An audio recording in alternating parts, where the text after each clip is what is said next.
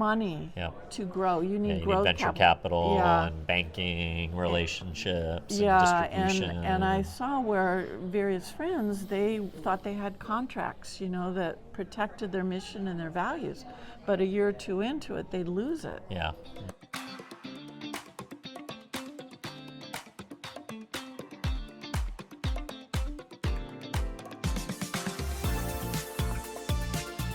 How's it going, everybody? Welcome back to another edition of the Ad Podcast, and we are streaming live to you guys from Expo West in beautiful Anaheim, California. And we have Katherine Hunziger, who's the president of Wish Garden Herbs from Louisville, Colorado. Yes. And we're going to talk to her a little bit about her brand and what she's up to this week. So, Katherine, thanks so much for coming on and chatting with us a little bit. Well, thanks for inviting me. Yeah, so tell us about yourself, tell us about your company, and what brought you to Expo this year. Oh my goodness. My company is all about herbal supplements, tinctures. Oh, I love that. And we have been innovative and, oh gosh, there's so much to say. Yeah, well, start wherever's easy. I'm an old hippie. I love it. I love it. Well, I was first exposed to these types of products through my dad, who was a photographer for Rolling Stone in the 70s. Well, there you go. And he had this soap in our shower called Dr. Bronner's Magic Soap. Yeah. And I was like, I always loved it. I loved the way that it smelled. And one day I actually read the bottle. I'm like, this is pretty wild stuff. And then I watched the documentary on Netflix about the company, and then I saw those guys here, and they're actually based in San Diego, down where I live. So, I think a lot of hippies, like now it was considered counterculture, my mom doing organic food and my dad having these kind of natural products, that used to be considered counterculture, and now it's very much mainstream. Yeah, so, yeah. When that movement started, there was Silent Spring by Rachel Carson, bringing up climate issues. Wow, way back in the day. Yeah, there was Our Bodies Ourselves, women reowning their bodies, the women's movement. And there was, the counterculture. Yeah, totally. And basically, it was all about sort of going back to nature in a way. And I moved to southern Missouri, to the Ozarks, for the Back to the Land movement. That's cool. I've only driven through in an RV trip one time, but beautiful country. Yeah. And I would say when I went there, I was definitely, I was gardening and making my own bread and doing the whole natural thing. Yeah, like living off the grid, as they say. Yeah. And it was the Back to the Land movement, so there were a number of people there. It was kind of a community, but it was rural. Yeah. So I was definitely a plant person. I would say more like a naturalist, looking at the trees, doing this and that. And I'm sharing a story with you about what brought me to medicinal herbs. So cool. Plants as food, plants as medicine. Yeah, totally. Yeah, which I now call, over the years I spent a lot of my career going around and training staff in vitamin departments and what have you. So like at natural food stores and stuff like that. Yep. Yeah. Okay. Yeah, starting with brick and mortar for years and years. Love it. Well, I'll tell you more about that in a minute. Sure. And over time, I sort of got to, okay, how can I talk about this? And I call it paleo medicine. Yeah, interesting. I love that. We evolved with plants as food, but as our medicine for 99.999% of our time. Yep. And then all of a sudden, on this planet, as human beings, all of us. And all of a sudden we started manufacturing all this crazy stuff in laboratories and poisoning people. Yeah. Well, actually, standard practice medicine, as well as the pharmaceuticals, really came out of Greek battlefield medicine. Interesting. Originally. Saving lives and this and that. Yeah. And surgeries and wounds and all of that, and it has a role. People are trauma. People are complicated. You need a lot of choices. Yep. But there is a very big difference between those, which maybe I'll go there first. Sure. Yeah, let's do it. You have pharmaceuticals, which are a molecule that's been manufactured and created. It's not natural. Yep. And this is a little simplistic, but basically it sort of substitutes for something the body should be doing. So it treats symptoms versus root causes. Well, I think that's a good point. Yeah. But it is putting something to replace liquids, I'm going to say. Something that happens organically in the body Yeah, something already. that a certain organ is supposed to put out or not put out. And they're not natural molecules, and it's a single molecule. Whereas, and then you can have what I call phytopharmaceuticals, where you take a constituent from the plant, so it is a natural constituent, but you're concentrating it so it kind of works like a pharmaceutical. Interesting. And it has a role. Yeah. But that's not what paleo medicine is. That's not how the body has been healing for millions of years on its own. Which I would with call its environment. which I would call whole plant medicine. Okay. Because then you get, and by whole plant I don't mean necessarily all the time every part of the plant. Yeah. Is it the leaves? Is it the root? Is it the flower? You know, Yeah. what is it? But it has a whole range of constituents. And that's, you know, like one of my expressions is our culture's forgotten or been pushed away from it, but our bodies remember. Right, yeah. And we make tinctures in the classic herbal way. Okay. There's a lot of CBD stuff where they call tinctures, but it's really oils. Okay. Just side comment. Yeah. And one of the things that tinctures have to offer is that it pulls out both the water-soluble constituents as well as the non-water-soluble constituents, which tend to be the more complicated, deeper working ones.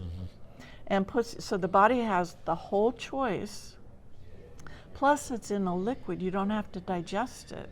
Like one of the things we brought to the channel was a realization that it could be 5 minutes, full symptom relief. Wow, so Half these of are it's not just like vitamins to take as like a supplement to maybe not have something happen, but these can act as real relief situations, like when you're actually feeling either a certain sickness or like, I mean...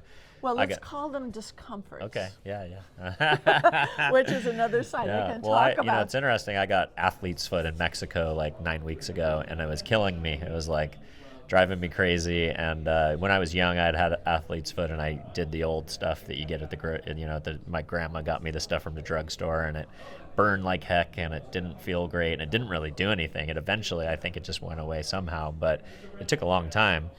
And then my wife ordered some kind of natural product off, I think it was like tea tree oil or something like that. Put it on one time, and the whole thing just fell off and was gone. But within a day, I mean, it's still healing, but like the part that itched and hurt and was driving me crazy was gone in a day. Right. Yeah. Right. Yeah. And there's things to talk about that. There's discomforts in the moment. Having symptom relief right away. Yeah. And then there is getting better faster, or what you might call acute dosing, or just getting through it faster and better, not at all. Yeah, just being able to like feel better while your body heals naturally. Yeah, to move it on out, like if you've got a cold or what have you. And then another level is deep fixing. Yeah. Where you're really, and this is one thing standard practice doesn't have a lot of solutions for. And one of the things I realized that I needed to help people understand is one of the big differences between whole plant herbalism, where the body has all those choices, and and another thing about tinctures is it goes right in, so it can go right to work. But on that side of deep healing, of deep stuck stuff, one of the big differences between pharmaceuticals and whole plants is the whole plants, they help the organs work better. It's like growing in improved functionality. It's almost like they're feeding the organs to come back into balance, to work like they're supposed to, rather than substituting something. Wow, that's crazy. Yeah, and I think that's an important difference, an important thing to understand. You know, like for deep chronic things, the more you can just help the organs come back into balance, the better and safer and more healing it is. Yeah, you know, it's interesting when I travel internationally and me and my wife go into a pharmacy, it's like homeopathy. And then in France, you know, for instance, and then you go into a pharmacy in America and it looks very different, right? And homeopathy is actually, in some ways, almost like illegal. You know, there's ways to get around it, but it's like, it's definitely pushing the boundaries of what they're willing to allow people to say and talk about and sell and use for treatment. Why do you think there's such a pushback kind of in America? You know, because France is a Western country, you know, and they use homeopathy, but then in America it's kind of frowned upon by doctors. It's highly regulated by the FTC. It's really kind of suppressed. Well, I don't work with homeopathics. Okay, got it. And it is an extraction, but it has very little actual physical constituents in it. Interesting, okay. It is more of an energy working. Yep. And my understanding is it does work for some people. I think it works better for certain constitutions than others. Okay. So it's kind of its own world. It's its own world, yeah. Yeah. Yeah, I don't know a lot about it other than my wife gives me some sugar pills once in a while and says, put these under your tongue. And it's like, okay, hopefully I'm so that's feeling better. homeopathy, Got it. whereas we at Wish Garden are very much about the plants. Got it. My job it turned out I had talent for formulating, which is cool. part of, oh gosh, there's so much to share. But it's about putting them together in teams based on the various functionality they have. Yep.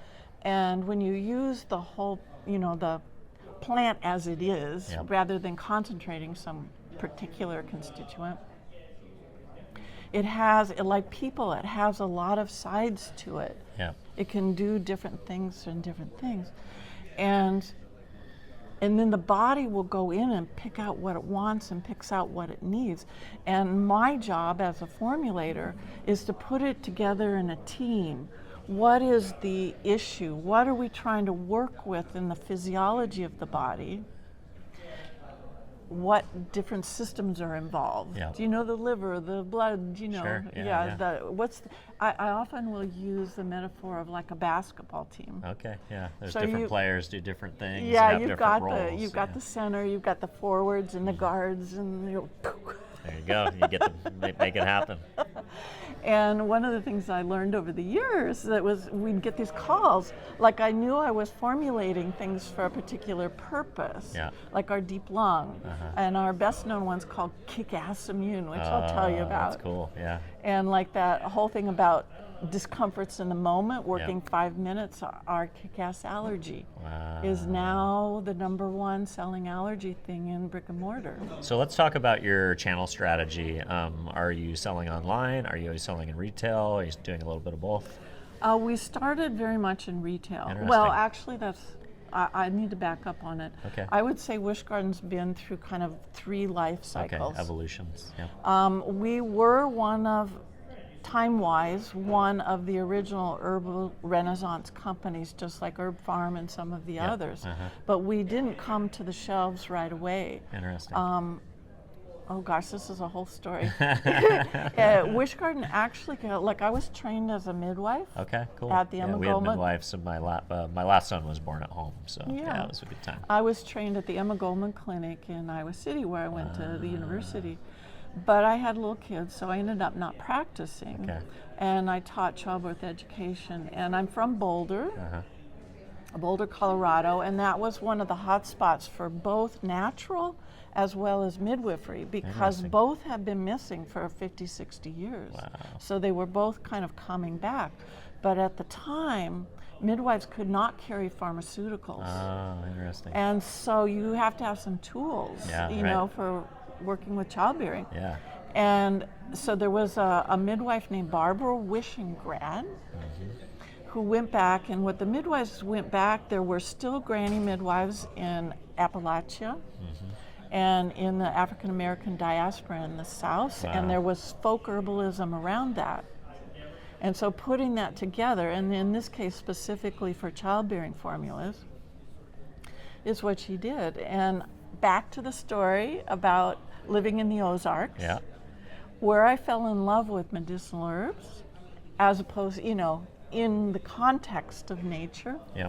As I was out for a walk early in the morning, like when the sun was just coming up, in a meadow close to a creek, and it was the middle of winter. It was January. Wow. Middle of winter. I'm out walking, and all of a sudden I hear this, bzzz, and I go, "What is that sound?" So I followed my ear over, and here's this bush in full bloom in the middle of winter with bees all over it. Wow, that's crazy. And I'm going, the life force of this is off the charts. Oh my goodness. And so I went back to my field guide and looked it up. Try to see what it was. Yeah, it turns out it's witch hazel. Oh, okay. Yeah, that makes sense. Witches, I know, witch hazel is, a lot of people use it for skin, like for a toner after shaving or stuff like that. Yeah, it's one of the few herbs, and it's a shrub. Medicinal herbs are all of the different trees. It's one of the few that actually survived the missing time. Yeah. It was still in pharmacies or drugstores as an oil. It's one of the few that got through. But anyway, that's where I went, oh my goodness. And that really got my attention. And I started studying that and looking at that. And when I moved back to Boulder, this is where, when that midwife was moving out of the country and wanted to sell her company, it was a closet in a hallway. And I borrowed some money from my mom, this is 1987, and bought it and just jumped in with 2 feet. It was kind of the beginning of the herbal movement in a lot of ways. And kind of long story short, one thing led to another. Studied with the iconic Michael Moore and herbalists, and they're in Boulder at the time, like Feather Jones. And turns out that when people started asking me to formulate, like naturopaths there. Okay, so this was first going into kind of private practice as like a white label. It wasn't like a brand yet. No, it was a brand. Okay, it was called got it. Wish Garden Yep. Herbs. But that life cycle was more in the practitioner world as well as mail order. Got it. Like some Amish communities found out what we were doing, that's and cool. and we started doing that. And people that used different ones, when it was working for them, then would you do this for my son? Would you formulate this for my husband or my wife or my sister or my brother? People started asking me to formulate. So do you still have that level of customization? Is it made like for the individual, or do you make products that are kind of available to the masses now? Okay, so that was mail order and practitioners that were interested, and that's where a lot of my formulas came from. Got it. Were Okay. from that actual situations. like use cases where somebody needed something, and then you developed something, and then you could replicate it for the future. Yeah. And it turns out I had a talent for it, putting the physiology of the body, which was important to really understand that, like having just, it's a hormone balance, or it's a lymphatic. You got to know a lot more than that about it. Wow. To know, there's 7 different ways that this could be working physiologically under some umbrella word. I mean, that's a place to start, but putting a team together based on the physiology of what you're working with, combined with the physiology or the understanding of the constituent and functionality of the herb itself, but also there's this kind of side of the personality of the plant. Is it soft and very body friendly? Yeah. Okay, we could use that with kids. Yeah, okay, that makes sense. So there's kind of a, almost like a personality to the plant itself. Yes, which is why it's important for people to go out and really get to know plants, because they are living organisms. Yeah. And they are the only living organism that takes energy and light and turns it into matter. Right, it's crazy. Even we don't do that. Yeah. It's a very you got to kind of respect that. Totally, yeah, it's an important part of life on Earth. Yeah. Right? So anyway, our first life cycle was that, and we didn't really come out into brick and mortar, into retail, until the early 2000s. Starting with Vitamin Cottage and Whole Foods in Boulder, cool. Colorado. Nice. And can I tell you a story? Sure. So there we are. standing in the aisle with the staff at Whole Foods in Boulder, Colorado.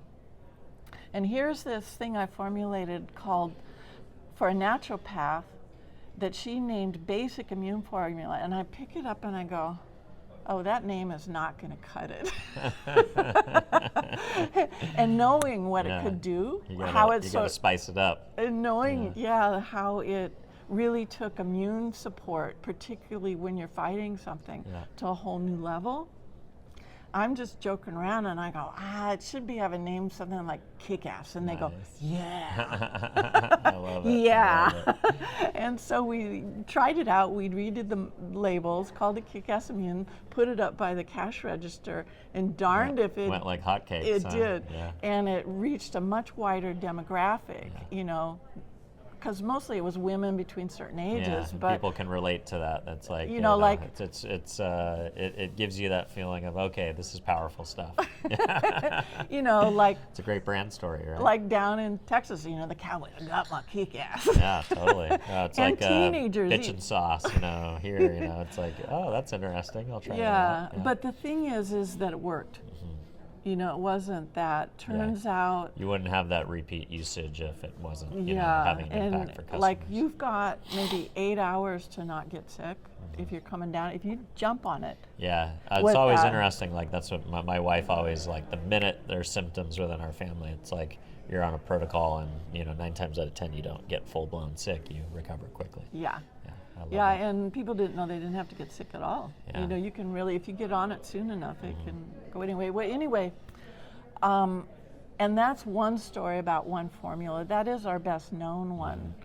But almost all of our formulas, I think they all do. I hope they all do. And not everything always works for everybody. It kind of depends on their constitution in a way. Sure. It's a little bit of, same way pharmaceuticals, right? Pharmaceuticals affect people in different ways. They have side effects in different ways to different people.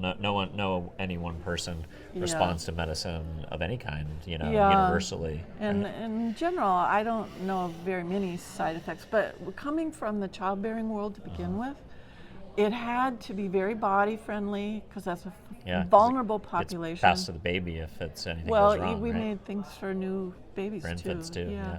Yeah, and kids, and actually the whole lineup. We were really strong on women's formulas, and just the whole 9 yards.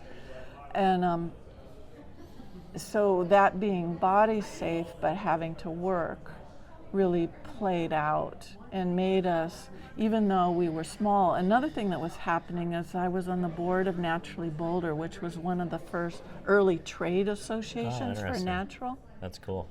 And I saw what was happening to a lot of my friends who had started companies, because Boulder was kind of a hot spot for natural. Kind of a hippie enclave, like Sedona or Santa Cruz, Ojai, places well, like that. And a lot started here in California for sure. But there was a solid community there for natural, like the company New Hope that started. That was. And now it's Informa, but New Hope is what made this whole conference happen. Does it surprise you at all how big this movement is and how big a show like this has become? Over 100,000 people here this week. Yes and no. Yeah. It's been a movement. It was a movement. Yeah. For sure. Yeah. I definitely remember when my mom first started buying organic food for the house, I was very annoyed. And now it's like I couldn't imagine eating anything other than that. Yeah, and it worked. It's come along.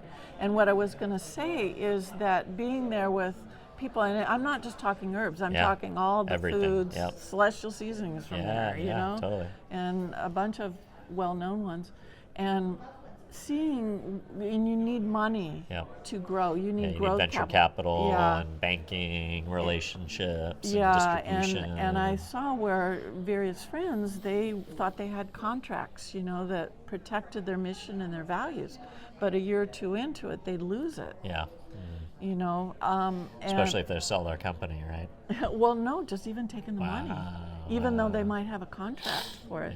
And I won't go too far with that, but the mission and the value was very important to me. So we never took that kind of money. And I sort of used the metaphor of the Tortoise and the Hare. Sure. You know, we're chunk, Yeah. chunk, chunk, Yeah, chunk. well, sometimes you just grow organically, and that's the Yeah. best way to do it. But right? we Yeah. were able to keep our mission, our values, and now we're a nationally recognized conscious business. That's amazing. Where we Congratulations. managed to keep that. But that's part of why, the next life cycle for Wish Garden was coming out into retail. And one of the things I've learned is very experiential.